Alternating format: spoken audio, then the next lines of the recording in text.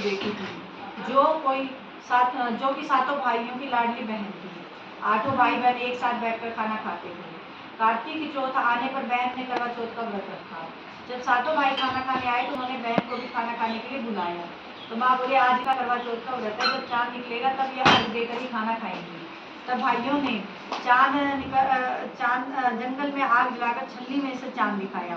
बहन भाभियों से बोली, चलो अर्घ दे लो, चांद निकल आया है। तो भाभियां बोली कि ये तो आपका चांद निकला है, हमारा चांद तो रात को निकलेगा। बहन चांद को अर्घ देकर भाइयों के साथ खाना खाने बैठ गई। पहला टुकड़ा तोड़ा तो बाल आया, दूसरा तोड़ा तो छींक मारी, तीसरा टुकड़ा तोड़ा तो राजा के घर से बुलावा आ गया कि राजा का लड़का बीमार है, जल्दी भेजो। माँ ने लड़की के पहनने के लिए कपड़े निकालने को 3 बार बक्सा खोला, तीनों बार सफेद कपड़े निकले। अब माँ ने सफेद कपड़ा पहनाकर ही ससुराल भेज दिया। लड़की के साड़ी के पल्ले में एक सोने का सिक्का बांधकर माँ ने कहा, रास्ते में जो भी मिले उसके पैर पड़ती जाना, जो तुझे सुहाग की आशीष दे उसे ही यह सिक्का देकर अपने पल्ले में गांठ लगा लेना। अब रास्ते में किसी ने भी पैर पड़ने पर सुहाग की आशीष नहीं दी। सबने यही आशीष दी, ठंडी और सब्र करने वाली 7 भाइयों की बहन अपने भाई को सुख दे। जब वह ससुराल में पहुंची तो छोटी ननद दरवाजे पर खड़ी थी। उसने उसके पैर छुए तो ननद बोली, सीलियो सपूतियो 7 बेटों की माओ, मेरे भाई को सुख दे। यह आशीष सुनकर सोने का सिक्का जो ननद को दिया अपने पल्ले में गांठ मार दी। अंदर गई तो सासू जी ने कहा, ऊपर कोठरी है, वहां जाकर बैठ जा।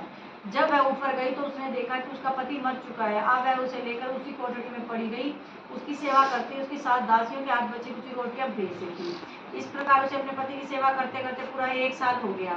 करवा चौथ का व्रत आया, सारी पड़ोसियों ने नहा धोकर करवा चौथ का व्रत रखा। सबने सिर धोकर हाथों में मेहंदी लगाई, चूड़ियां पहनी, ये सब देखती रही। एक पड़ोसन बोली, तू भी करवा चौथ का व्रत कर ले। तो मैं बोली, मैं कैसे करूं? पड़ोसन बोली, चौथ माता की कृपा से सब ठीक हो जाएगा। पड़ोसन के कहने से बहू ने व्रत रखा। थोड़ी देर के बाद करवे बेचने वाली आई, करवे ले लो, करवे ले लो, भाइयों की प्यारी करवे ले लो, दिन में चांदू बने हुए करवे ले लो, ज्यादा भूख वाली करवे ले लो। बहू ने आवाज लगाई, करवे वाली मुझे करवे देकर जा। करवे वाली कहने लगी, मेरी दूसरी बहन आएगी, वह तुझे करवे देगी। दूसरी बहन आई, करवे ले लो, करवे ले लो, भाइयों की प्यारी करवे ले लो, दिन में चांदू वाली करवे ले लो, ज्यादा भूख वाली करवे ले लो। बहू ने आवाज लगाई, एक करवे वाली मुझे भी करवे देकर जा। दूसरी करवे वाली बोली, मेरी तीसरी बहन आएगी, वह तुझे करवे देकर जाएगी। इस प्रकार चौथी भी आई, पांचवी भी आकर चली गई, पर किसी ने उसे करवे नहीं दिए। फिर छठी बहन आई, बोली, मेरी 7वीं बहन आएगी, वह तुझे करवे देगी, बस तू एक काम करना, सारे रास्ते में कांटे पखेल दे रहा। जब वह खूब चिल्लाती दहाड़ती हुई आएगी तो उसके पैर में कांटा चुभ जाएगा, तब सुई लेकर तू उसका कांटा निकाल देना, वह तुझे आशीर्वाद देगी, तब तू करवे मांग लेना। तब वह तुझे करवे देकर जाएगी और फिर तू उज्जमन करना, जिससे तेरा पति अच्छा होगा। अब उसने वैसा ही किया, सारे रास्ते में कांटे बिछा दिए। जब 7वीं बहन करवे लेकर आई तो पाँव में कांटा चुभने के डर से खूब चिल्लाई। तो साहूकार की बहू ने आई तो बहू ने उसका पैर पकड़कर छोड़ा नहीं और उसका कांटा निकाल दिया। जब उसका आशीर्वाद दिया तो बहू बोली, जब तुमने मुझे आशीर्वाद दे दिया तो मुझे करवे भी देकर जाओ। तो 7वीं बहन बोली, तूने तो मुझे ठग लिया। यह कहकर चौथ माता ने उसे आंखों में से काजल, नाखूनों पर से मेहंदी, मांग में से सिंदूर और तितलियां अंगूठी का छींटा, साथ ही करवे भी दे दिए। अब करवे लेकर बहू ने उद्यापन की तैयारी की, व्रत रखा। राजा का लड़का ठीक हो गया, बोला, मैं तो बहुत सोया। वह बोली, सोए नहीं, 12 महीने हो गए आपकी सेवा करते करते, कार्तिक की चौथ माता ने सुहाग दिया है। अब उसका पति बोला, चौथ माता को उज्जमन करो।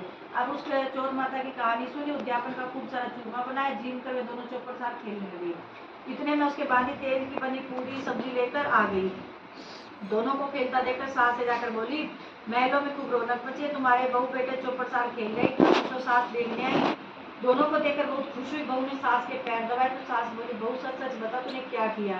उसने सारा हाल अपने सास को बताया तो राजा ने सारे शहर में ढिंडोरा पिटवाया। सब अपने पति के जीवन के लिए सब करवा चौथ का व्रत रखे। ये चौथ माता जिसे राजा के लड़के को जीवन दान दिया उसे सबको दे, मेरे पति को भी देना, कहते हैं सुनते सब परिवार की स्त्रियों को भी सुहाग देना। बोल चौथ माता की जय।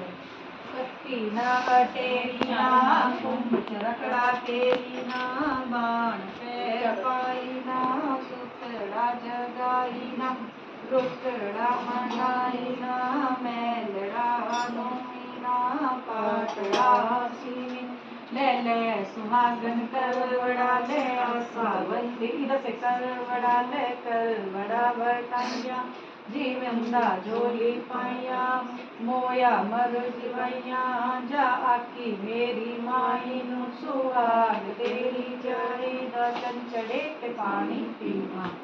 कत्ती ना अटेरी ना कुंभ चरखड़ा फेरी ना बाण पैर ना सुतड़ा जगाई ना रुठड़ा मनाई ना मैलड़ा धोई ना पाटड़ा सीवी ना ले ले सुहागन करवड़ा ले आसावंदी करवड़ा बटाइया जी बिंदा जोली पाइया मोया मर जिवैया जा आती मेरी माई नू सुहाग तेरी जाई चंचड़े ते पानी पीना।